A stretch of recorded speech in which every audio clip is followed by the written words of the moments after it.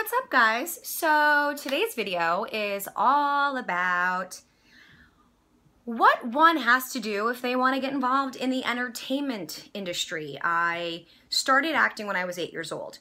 I personally wanted to be in the business way sooner. I think I knew already at the age of like 3 that I wanted to be on TV. I remember I was literally trying to stick my head in the TV, and I remember my mother, God rest her soul, was like, "Oh, sweetheart, that's not the way you can get on Sesame Street."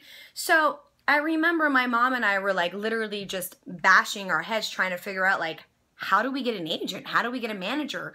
You know, sure, we can find in a local magazine where at the time when I was living in Manhattan, because that's where I was born and raised, there was a magazine, and there still is, called Backstage. And the Backstage would be this big magazine that would basically supply information about castings, doing extra work, which is behind the scene work, and just different classes and workshops. So my mom and I decided on a whim that she would go and take my picture or a couple of pictures while I was out playing at a park. And I remember, this is kind of funny, and I need to find these pictures so I could show them to you guys.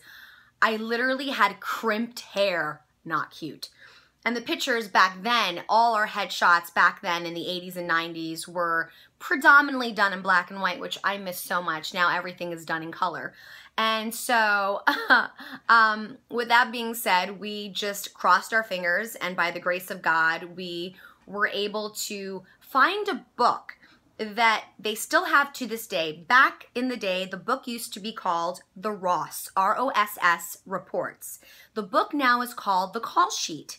And so each state, if I'm not mistaken, or each kind of region has a book on managers, agents, literary agents, and so forth, like public relation companies.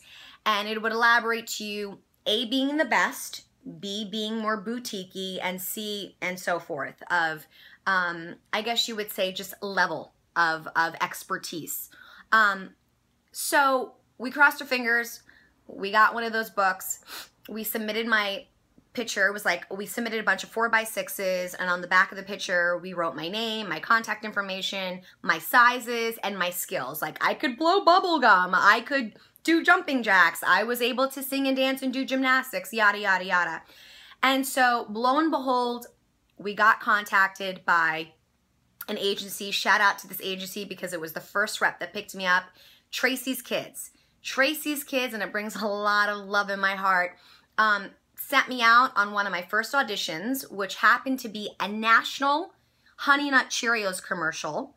I have that commercial on my YouTube page, so if you're not following me, please subscribe to my YouTube page. It's Alisa Reyes, the number 4ever, and you can see my video there, and of my Honey Nut Cheerios commercial that I did. And I got lucky because that commercial was a union commercial, and it forced me to then have to join the Screen Actors Guild.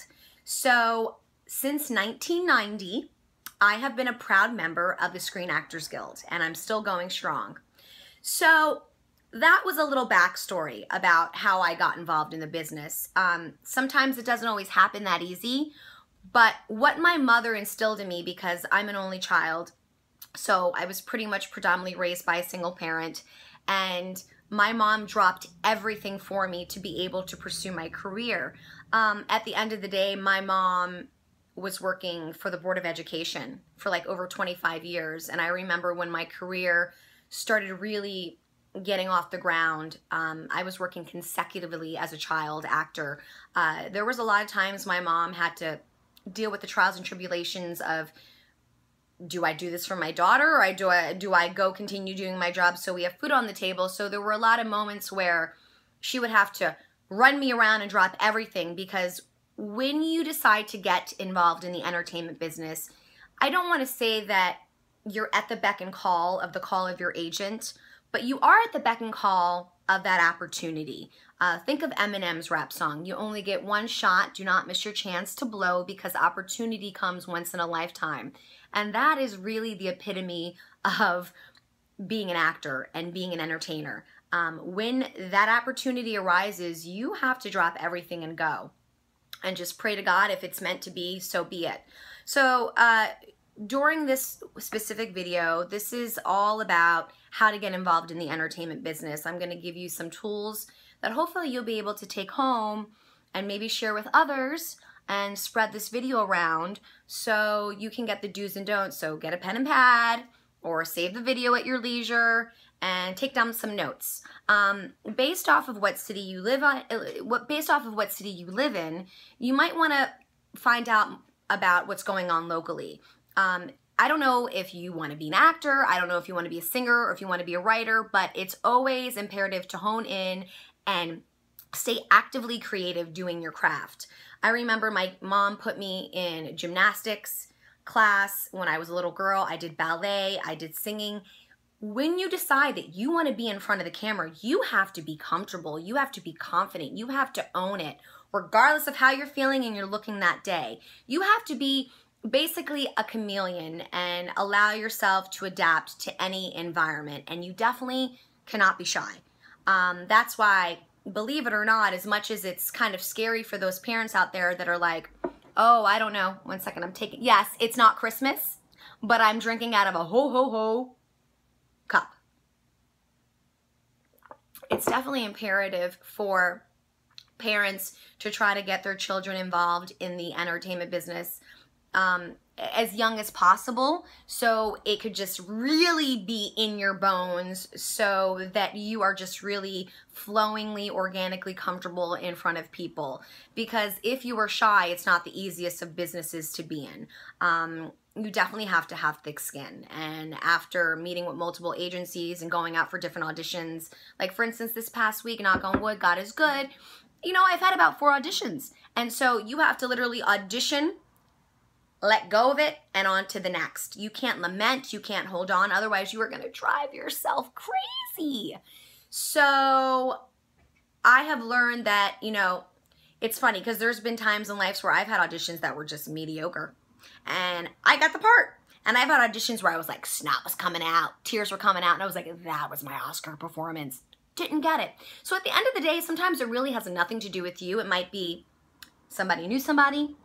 You might not have the right hair color or height. You might not be the right nationality, or whatever the case may be. God has everything already mapped out and planned for you. So at the end of the day, whatever is meant, and you just have to embrace it, experience it, and then let it go and walk away. Because all that anxiety, all that worry is going to cause ego, and it's not going to allow you to fully embrace and be appreciative of the moment you had. Otherwise, you're going to sit there and you're going to pull your hair out and go crazy. So get into an acting class, get into a dance class, get into a vocal class, constantly perfect yourself. Make sure you work out, take care of yourself, eat right, love yourself. Find moments of solace for yourself. Every morning when I wake up, I thank God for letting me live another day. I say hello to him. I do what I do for me with my spiritual belief, right? Say hi to my angel, say hi to my mama who's in heaven. God rest her soul because she's my main angel. And then I set my intentions for the day. One thing that I'm really big on is having a vision board. A vision board could be a multitude of things. My vision board is something that I actually physically touch. I go to a Hobby Lobby or a Michael's craft store, buy the big cardboard, and I start cutting out different things. Like, for instance, I wrote $1 million check to myself and stamped it on my vision board. That's something that Jim Carrey had done before. And lo and behold, look at him now. I put the picture of my dream house, the picture of my dream car, the picture of my dream whatever on my vision board. And then I go to the extent, because I'm big on manifestation and the law of attraction. So what you put out comes back to you. So for instance, by taking a pen and putting it to paper, you are physically putting that action into motion and giving it out to the universe that this is my intention, this is what I'm setting, this is what I want. So on my vision board, I'm going to book such and such, different jobs that I'm up for. Couple of projects that I'm currently pitching, because I do write and produce and I do some of my own content, you know, cross